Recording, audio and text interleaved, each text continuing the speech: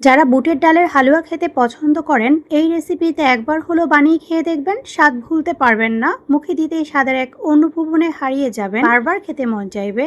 বুটের ডালের হালুয়া বানানোর জন্য একটা বাটিতে নিয়ে নিচ্ছি 2 কাপ পরিমাণ আস্ত খোসা ছাড়ানো ছোলা বুট। বাজারে 2 ধরনের বুটের ডাল কিনতে পাওয়া যায়, একটা আধা ভাঙা থাকে আর একটা হচ্ছে আস্ত থাকে। আপনারা আপনাদের পছন্দ মতো যে কোনো বুটের ডাল নিতে পারেন। পরিমাণ মতো পানি দিয়ে বুটের ডালগুলোকে 3 থেকে 4 ঘন্টার মতো ভিজিয়ে রাখবো।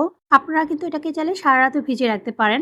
এখন ডালটাকে পরিষ্কার করে ধুয়ে নিয়ে চুলায় একটা প্রেসার কুকারে দিয়ে দিচ্ছি। আপনারা নর্মাল হাঁড়িতেও কিন্তু ডালটা সিদ্ধ করে নিতে পারবেন।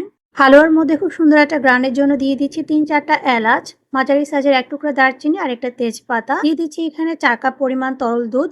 আমি যেহেতু এখানে প্রেসার কুকারে রান্না করছি, তাই আমি এখানে 4 কাপ পরিমাণ দুধ দিচ্ছি 2 কাপ পরিমাণ ডালের জন্য। আপনারা যদি নর্মাল হাঁড়িতে রান্না করেন, সেক্ষেত্রে কিন্তু এখানে দুধের পরিমাণটা আরেকটু বাড়িয়ে দিবেন। দুধ ছাড়াও আপনারা কিন্তু চাইলে নর্মাল পানি দিয়েও এই ডালটা সিদ্ধ করে নিতে পারেন। এখন প্রেসার কুকারে ঢাকনা লাগিয়ে চুলার আঁচ লো টু মিডিয়ামে দিয়ে 3টা সিটি দিয়ে নিব। 3টা সিটি দেওয়ার পর চুলাটাকে বন্ধ করে দিয়ে ঢাকনাটাকে খুলে নিয়েছি। দেখতে পাচ্ছেন ডালটা কিন্তু খুব সুন্দর করে সিদ্ধ হয়ে গিয়েছে আর এখানে কিন্তু অনেকটা দুধ রয়ে গিয়েছে।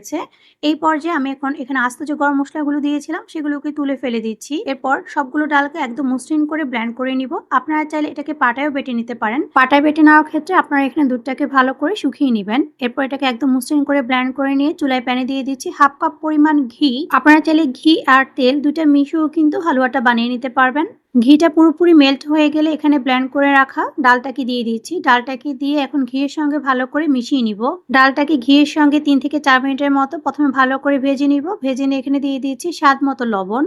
লবণটাকে ডালের সঙ্গে মিশিয়ে নিয়ে এখন এখানে দিয়ে দিচ্ছি 2 কাপ পরিমাণ চিনি। আমি এখানে 2 কাপ পরিমাণ ডালের জন্য 2 কাপ পরিমাণ চিনি ব্যবহার করছি। তবে মিষ্টিটা আপনারা আপনাদের স্বাদ অনুযায়ী বাড়িয়ে অথবা কমিয়ে নিতে পারবেন। চিনি দেওয়ার পর হালুয়া থেকে কিন্তু অনেকটা পানি ছাড়বে আর একটু সময় নিয়ে কিন্তু হালুয়াটাকে রান্না করে নিতে হবে। চুলার আঁচটাকে লো টু মিডিয়ামে রেখে হালুয়াটাকে অনবরত নেড়ে যেতে হবে। তা না হলে দেখা যাবে এটা নিচে থেকে লেগে যাবে আর নিচে থেকে লেগে গেলে কিন্তু হালুয়ার কালার আর টেস্ট দুইটাই নষ্ট হয়ে যাবে। এই পর্যায়ে দিয়ে দিচ্ছি 1/3 কাপ পরিমাণ গুঁড়া দুধ। গুঁড়া দুধটা দেওয়ার চেষ্টা করবেন, এতে করে হালুয়ার টেস্টটা খেতে জাস্ট অসাধারণ হয়। তবে আপনারা চাইলে গুঁড়া দুধটা বাদও দিতে পারবেন। গুঁড়া দুধটাকে ভালো করে মিশিয়ে নেওয়ার পর হালুয়াটা নাড়তে নাড়তে যখন প্যানের গা ছেড়ে দিবে আর এরকম একটু জমাট বেঁধে যাবে, তখনই বুঝতে পারবেন যে হালুয়াটা প্রায় হয়ে এসেছে। হালুয়াটা যখন হয়ে আসবে, নামানোর আগে এখানে দিয়ে দিচ্ছি আরো 2 টেবিল চামচের মতো ঘি। ঘিটা কিন্তু অবশ্যই নামানোর আগে ব্যবহার করার চেষ্টা করবেন, এতে করে শাহী একটা ফ্লেভার আসবে হালুয়া থেকে।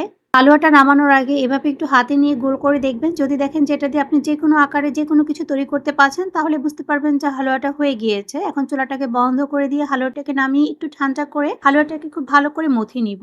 আপনারা যদি বরফি আকারে কাটতে চান, তাহলে আপনারা জাস্ট একটা প্লেটের মধ্যে একটু ঘি ব্রাশ করে নিয়ে এটাকে সেট করে দিবেন। তারপর এটাকে ছুরি দিয়ে কেটে নেবেন।